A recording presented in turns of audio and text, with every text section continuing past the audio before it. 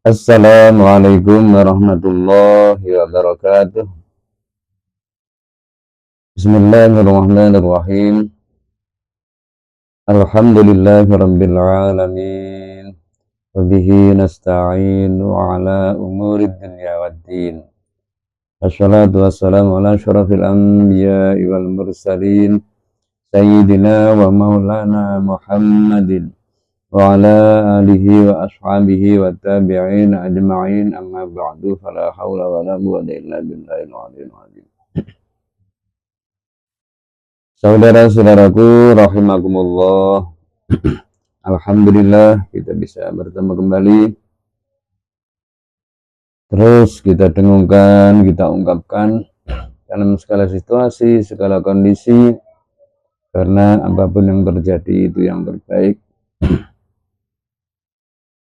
Saudara-saudaraku rahimakumullah, beberapa kesempatan yang lalu saya sampaikan bahwasanya dalam beraktivitas, dalam beramal, kita dituntut untuk sesuai dengan panduan, dengan tuntunan yang diberikan Allah, Rasulullah kepada kita semua dalam bentuk apapun. Misalnya perkataan, tindakan, cara berpikir, berkeyakinan harus sesuai dengan tuntunan Allah Subhanahu wa Ta'ala. Kali ini saya akan menyampaikan bagaimana kita harus berpikir atau pola pikir bagaimana yang disampaikan oleh Allah, sampaikan oleh Rasulullah dalam menjalani kehidupan ini. Apa yang kita pikirkan atau bagaimana mindset kita, pola pikir kita, gaya hidup kita. Tentu semua dalam rangka agar supaya kita diridai Allah Subhanahu wa Ta'ala. Sekian banyak ayat menyinggung tentang ini, bahwa hendaknya mindset kita atau pola pikir kita secara garis besar harus orientasinya atau kecenderungan kita dalam berpikir harus sesuatu atau nilai-nilai yang jurusannya itu kepada kenikmatan yang abadi, kepada negeri akhirat, kepada ridha Allah. Karena itulah kenikmatan yang hakiki yang setiap kita tentu mengharapkannya. Artinya kita jangan sampai terkecoh, jangan sampai terlena dengan kemegahan dunia, dengan kegelamparan dunia, kesibukan dunia yang sampai kita lupa mengingat Allah, lupa kepada menjalankan perintah Allah, lupa menjauhi larangan Allah. Sekali lagi, orientasi kita, kecenderungan pemikiran kita harus hal-hal yang menjurus kepada zikrullah, kepada patuh kepada Allah, kepada mendekatkan diri kepada Allah. Itu harus. Karena kalau tidak begitu, kita nanti akan terlena, kita nanti akan tergelincir dalam hal-hal yang akan menyebabkan kita tidak ingat kepada Allah.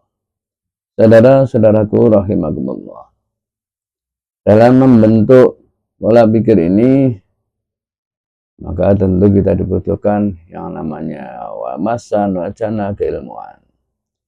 Coba sejenak kita menyinggung satu ayat yang mana nanti kita akan butuh penilaian, kita akan mengambil iktibar ayat yang saya akan sampaikan tadi, yaitu satu kisah kaumnya Nabi Musa yang namanya Qarun. Bagaimana kita kenal selama ini bahwa ungkapan Qarun atau harta karun itu identik dengan harta yang banyak yang ada di dalam bumi, karena memang kisahnya Qarun dan hartanya itu ditenggelamkan atau ditelan bumi.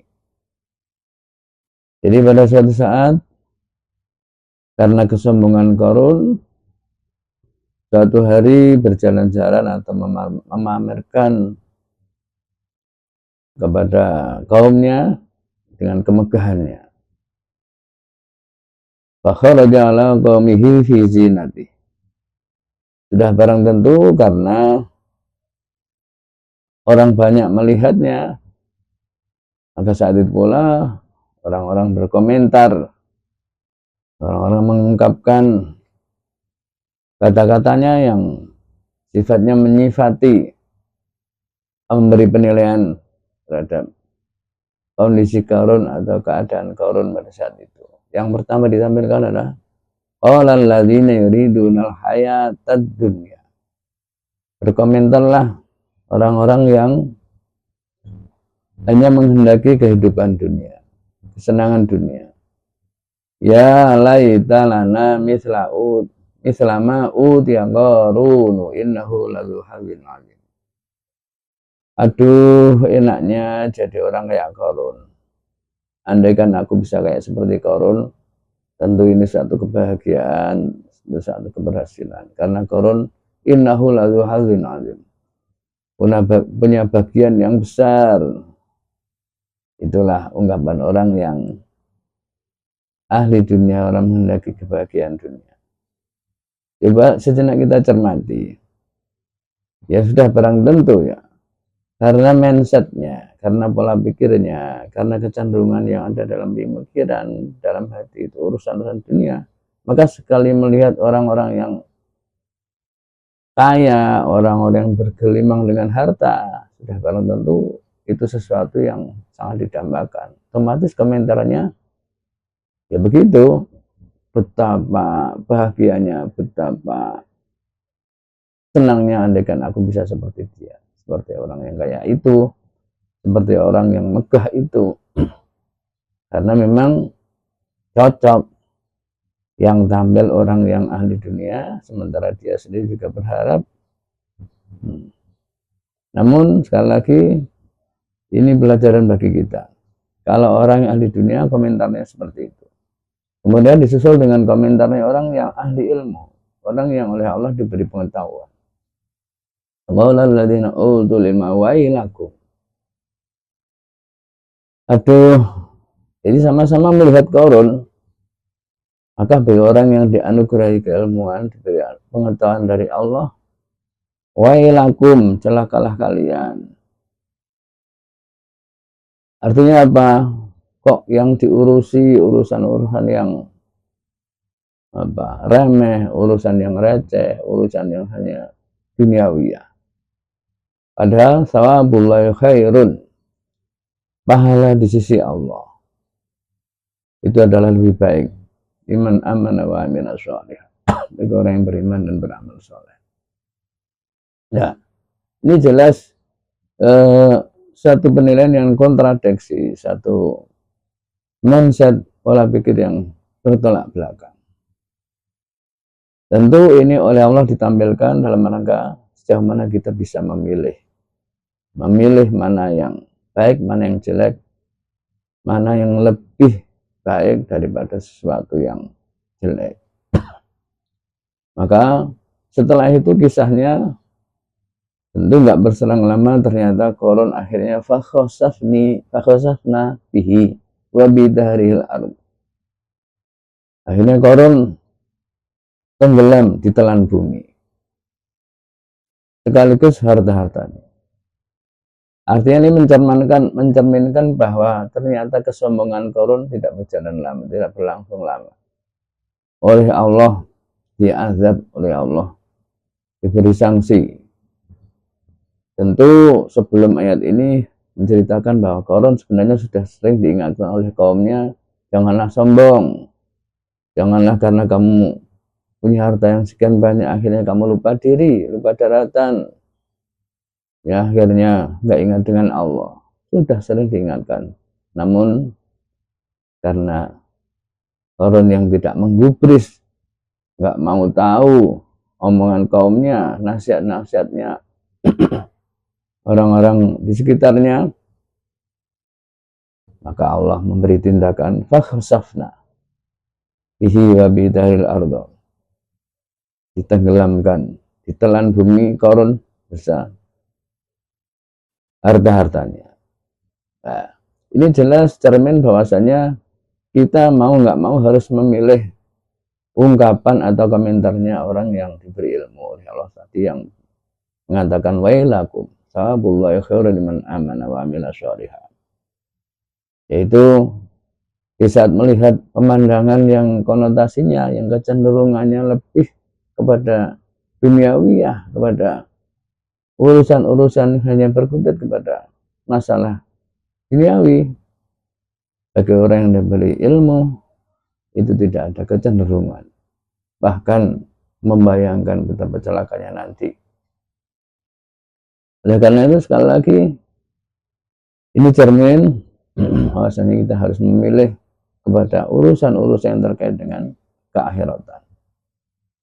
Termasuk juga ada keteladanan di satu ayat dikatakan bahwa fi buyutin adzinallahu an turfa'a wa yuzkara fiha yusabbihu lahu fiha bil wudu'i wal asal. Rijalul la tulhihim tijaratu wa la bai'un an dzikrillah wa iqamis shalat wa ita'iz zakah. Allah membanggakan, Allah memuji kepada orang laki-laki yang mana tidak terpengaruh dengan dunia bisnis, dunia perdagangan, yang ditekuni hanya ingat kepada Allah, menjalankan salat, menunaikan zakat. Yang intinya adalah yang diutamakan adalah ingatnya kepada Allah, menjalankan salat, menunaikan zakat, yang mana si orang laki-laki dan yakhafuna yauman tataqallabu fihil qulub wal absar, lebih didengungkan tentang rasa takutnya kepada suatu hari yang mana nanti akan diperhitungkan semua amal kita selama hidup. Inilah figur seorang laki-laki yang dalam pola pikirnya, dalam mindsetnya lebih cenderung, lebih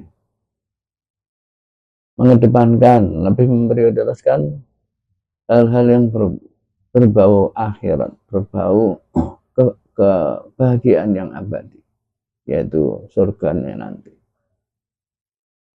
Jelas sekali dari dua ayat ini, dua gambaran ini yang diabadikan oleh Allah, dan sekian banyak contoh-contoh atau ayat-ayat lain yang menerangkan bahwa bagaimanapun tujuan kita dalam kehidupan adalah menggapai kebahagiaan akhirat. Maka selama apa yang kita lakukan, aktivitas kita, amal kita, kok tidak menjurus kepada kebahagiaan akhirat, tidak menjurus kepada ridha Allah, maka saat itu pula tidak perlu diteruskan, harus dihentikan.